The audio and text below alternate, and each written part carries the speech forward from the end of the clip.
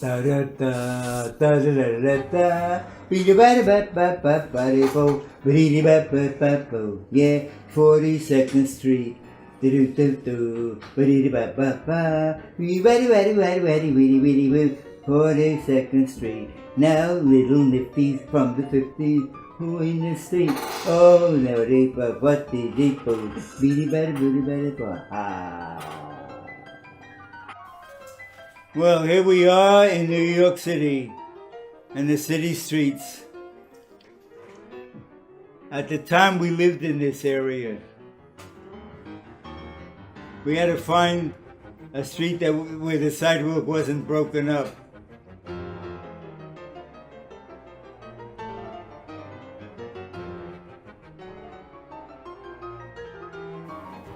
That begins, we're seeing a radio control system, and we're following the wires to see who is controlling it.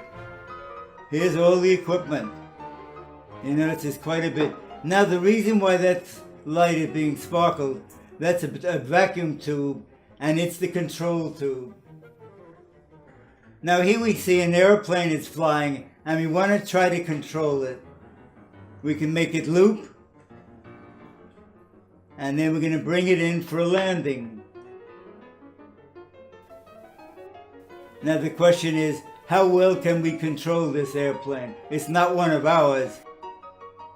Well, we did something wrong, and the plane didn't quite make it. This wasn't somebody's prop, by the way. Well, now we're going to try a different subject. Now we have all kinds of wonderful electrical equipment, and we're showing that this now makes a fire out of a locomotive. Now in reality, we really weren't able to make a fire. That's something that just happened, and we happened to be right there when it was going on. Now this is the control tube that's doing all of these things. And now we want to control a person. We now see we control things. Can we control a person? Here we have a steam engine. Now this piece of equipment was made by 4 students who were taking an engineering course, a college course. And we used all imagination. We had to have as many things moving as possible. But it looks like a steam engine. And a steam engine has this as a speed control. Now we have all kinds of things, but we didn't have any meters. So we used wine bottles for meters. We figured that a whiskey bottle would measure pressure anyway. And there we see we just put little bulbs inside the bottle. That's the only equipment we had to use that was fake, but the rest of it is really working. Now the professor's explaining how this machine works, because he doesn't know that the monster is watching him. Well, actually, it's not the monster watching him. The guy who's controlling it, who wears a mask, he's the one who's watching this. Right now, the monster, it doesn't exist.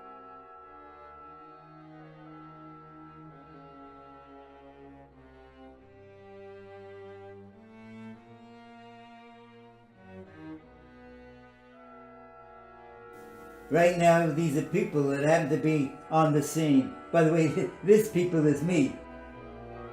So what we did, we put little bulbs inside the, there it is. We put little bulbs inside a whiskey bottle, and as the machine turns, we have it making contact. Someone made an electrical device that produces all those little lights that flash. Now we have to keep in mind that that control tube is doing all the control. And here we have found a potential victim. It's obvious a person who doesn't read very well. And it's not the monster now, but that guy who was wearing the mask, the gas mask, he's watching people. But he has to inject the guy's brain to paralyze him. And he did that. The guy is now paralyzed. And there's the control tube. Now we have to plug the control tube into his brain, or as close to the brain. Now where is his brain? Well, the guy is trying in the neck first.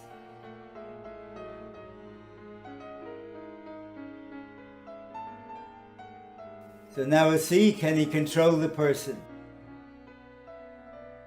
He adjusts all the controls, all the valves, he turns all the dials, and he's trying to make it work.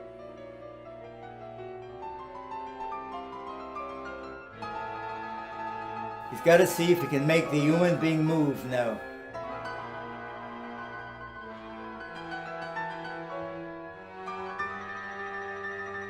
No, and his brain is not through the mouth either. We're running out of places. Where else could the brain be? Oh, yes, what do we know? That is the guy's brain. Now let's see if we can make him walk where we ask him to. Make him turn, make him go straight. And by the way, some of the sparks that you see on the screen, that really is not photographic. What I did, I took the negatives when the film was made, and I used a very fine tool and scratched.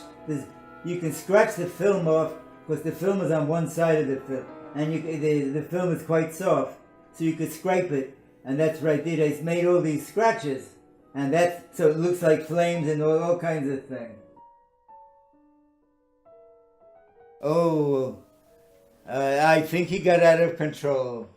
He killed the guy who was controlling him. And now he's running around through the streets of New York.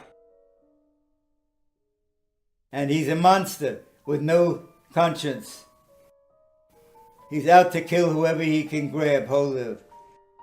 He's looking for people, nobody around here.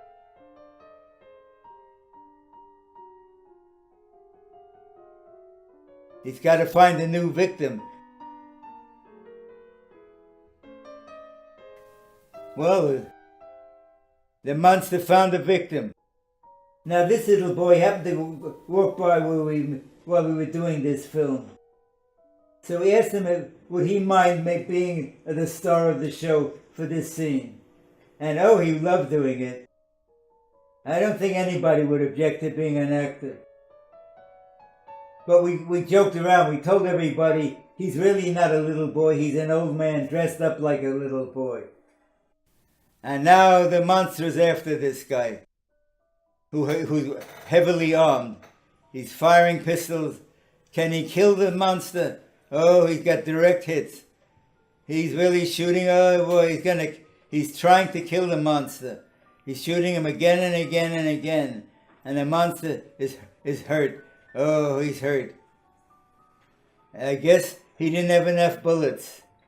And the monster is now killing him in this very strange way. Now this little boy was very cooperative. He really let me manhandle him. I was very careful not to really choke him. And then he decided to lay still. But he decided, this is his now. He changed this and decided to do that instead. And we left it in the film because it was a good ending.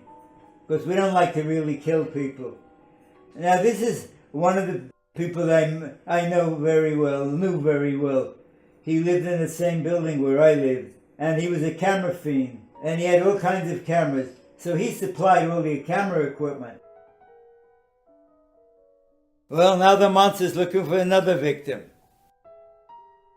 Now we looked around, there was a park nearby.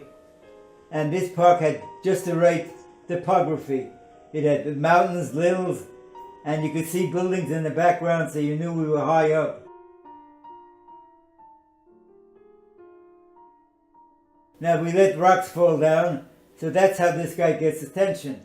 So he doesn't realize he sees a very interesting subject and he's taking pictures of it. However, the thing he's taking pictures of didn't care to have his picture taken.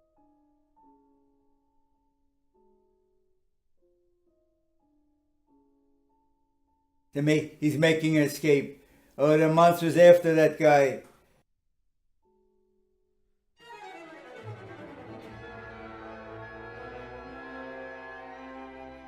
We're higher and higher we're going. You can see we're up in the clouds now. We're now 2,000 feet above the ground.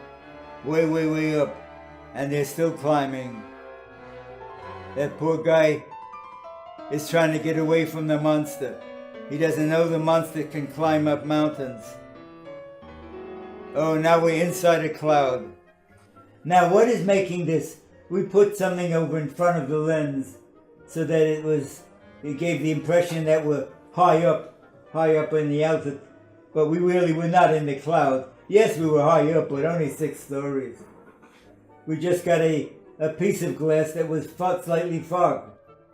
And the monster's still after him. What is he going to do? You're 2,000 feet up, and he jumps. And he fell down, down, down he goes. And there he is.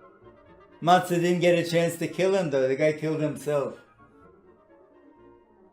Now we decided to make this New Year's scene for a party. It had nothing to do with the monster movie. But some of the people that are in this scene are also in the rest of the scene. So we then decided to splice this in and made this part of the monster movie. But the monster doesn't appear in this scene. But this is my best friend. He was my oldest friend, going back a good many years. We've known each other nearly 80 years.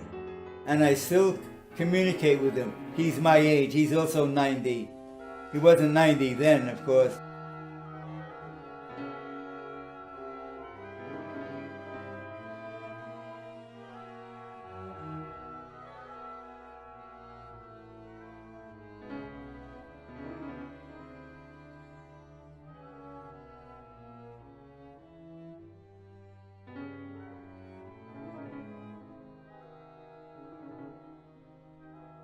Of course, the same guy, he has a different girl this time.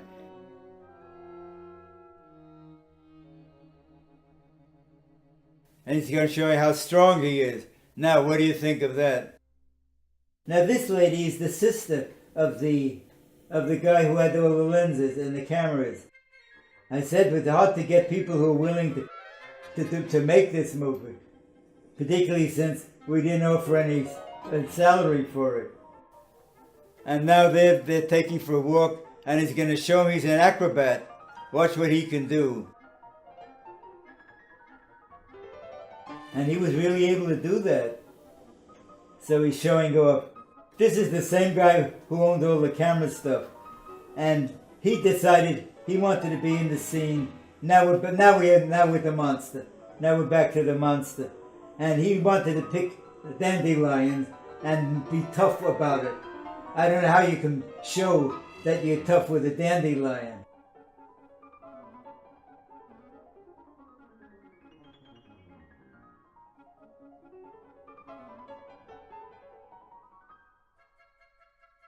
But anyway, then the girl hides behind that tree.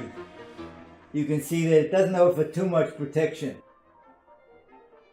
And these two men are fighting it out. Oh, that guy is very brave. He's treating the monster like a bull. And finally, he did a good job of being hit. And now the monster's chasing women. Now we were told he's not supposed to chase women, but it turns out that he didn't know the difference. And she needs help. So the dandelion guy, the guy who's picking dandelion, can you help her?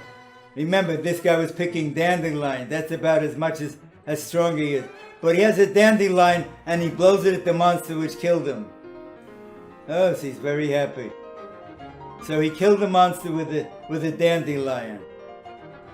And there's my old friend again, trying to get up. So these are all students going the first year of college. One of them was still in high school, in the final years. And the girl's no longer in love with him. She says, "You're a coward." The dandelion guy is her boyfriend now. There he is, look at that. The guy who fights with dandelions is now in love with the girl. Oh, we didn't kill the monster. That just knocked him unconscious. And here I thought that dandelion was so strong it killed him. No, it didn't kill him. Here he is, still around. Well, we have another guy he's after. The guy's using a telescope. Now this is a guy who lived in the same building as I did. And these girls happened to be in the park at the time. I don't know who they are, but they were very happy to make this scene. But they decided how to do it. Oh, no one directed this show. It just fell apart. It grew into itself. Most of it they made up the scene themselves, what to do and how to do it. We just said, okay, you two are going to be in this scene, and he's going to make love to her, and he ignores him. If you call out direction, that was about it. Oh, it once was a real grenade, but there's no powder in it now. No dangers. He comes back to fight. He shoots a monster with a pistol. He gets a hand grenade, and what did he do? He threw it with his hand. He didn't throw the pit. There's the hand grenade ready to go off, and the lady, a handy grenade. They keep throwing it. Get rid of that hand grenade. Quick, quick, get rid of it. Throw it. And guess who gets hit by it? The guy who threw the hand grenade got shot by his own hand grenade. Now this was taken in the apartment. You can see the furniture that's around. This girl was one of the girls we knew, but I don't know who the fellow was. I never met him. Never met him before.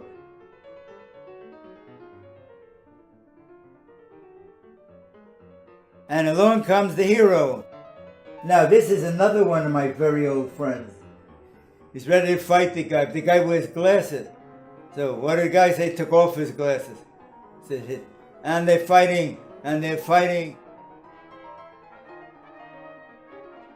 Now my wife enters the scene as a very sexy lady.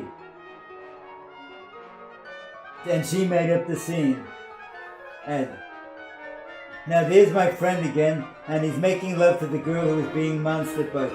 And then my wife nobody was married yet. They're still all just out of high school in the first year of college. Now here we are on the railroad tracks. This is a long, long time ago when steam trains were popular. Now she wants to get a ride on a train, and what she's doing, she's showing her legs as she's thumbing a ride. And my wife wanted this scene. So this is all it was going to be, that she sees the monster and nothing else. But we're in the railroad yard, and we decided we want some trains in the scene. So now she's running away, and this is absolutely safe. There are no trains on that particular track. The train you saw running was on another track quite a distance away.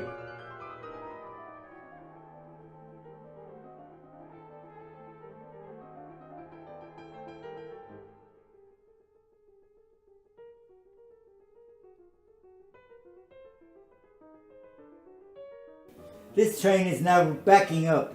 If you look carefully, you see the smoke is going into the train. But how do we make it? If you turn the camera upside down, when you turn it straight, the movie is backwards. So that's what we did. With a regular camera, we could make reverse movies. So nobody was really in danger. We wouldn't do anything dangerous. Keep in mind, the train is still running backwards. So there's no chance that the train would hit this guy, although it looks like it. And the train is after the monster. And the train ran him over. And that's the end.